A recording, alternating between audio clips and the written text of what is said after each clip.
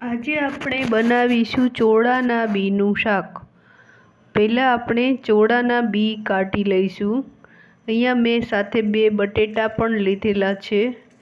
ચોળાના બી નીકળી જાય બાદ આપણે 2 બટેટાની છાલ પણ ઉતારી લઈશું। હવે બી નીકળી ગયા છે અને 2 બટેટાની છાલ કાઢી લઈશું। હવે અહીંયા મેં વઘાર કરવા માટે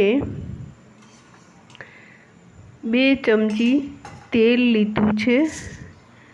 તેમાં આપણે હિંગ નાખીશું। હિંગ આવી જાય બાદ એમાં આ શાક નાખી દઈશું અને મેં અડધું બટેટું આમ જ રાખેલું છે જે એમ જ મૂકી દઈશું, એ પણ સાથે ચડી જ જશે।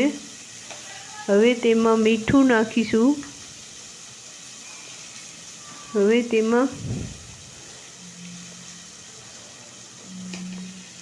આપણે હળદર પાવડર નાખીશું। હવે તેને 3-4 સેકન્ડ માટે આમ જ ચલાવતા રહીશું। હવે તેમાં થોડી લાલ મરચું પાવડર નાખીશું। હવે આપણે તે શાક ડૂબે એટલું પાણી નાખીશું। બાકીનું પાણી જોઈએ તો છેલ્લે ચડી ગયા બાદ જ નાખીશું। હવે આપણે તેનું કુકરનું ઢાંકણું બંધ કરી દઈશું અને તેને 2 વિસલ આવવા દઈશું। 2 વિસલ આવી કુકર ઠરી ગયું છે। તમે જોશો કે શાક ચડી ગયું છે। આપણે જરા તેને ચેક કરી જોઈએ। ચડી ગયું છે અને તેમાં જે અડધું બટેટું હતું તેનો મેં આમ મેશ કરી લીધું છે। તેનાથી ગ્રેવી ઘટ્ટ થઈ જશે એટલા માટે। હવે આપણે પાછો સ્ટવ ચાલુ કરીશું અને તેમાં જરૂર મુજબ પાણી નાખીશું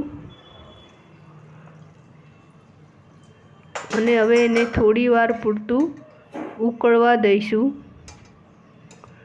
તે ઉકળી જાય પછી તેને સ્લો ફ્લેમ પર 2-3 મિનિટ રાખશું, જ્યાં સુધી તેનું તેલ ન બરોબર બહાર દેખાય અને કલર બરોબર ન આવે ત્યાં સુધી। આ શાક ઘણું ટેસ્ટી લાગે છે।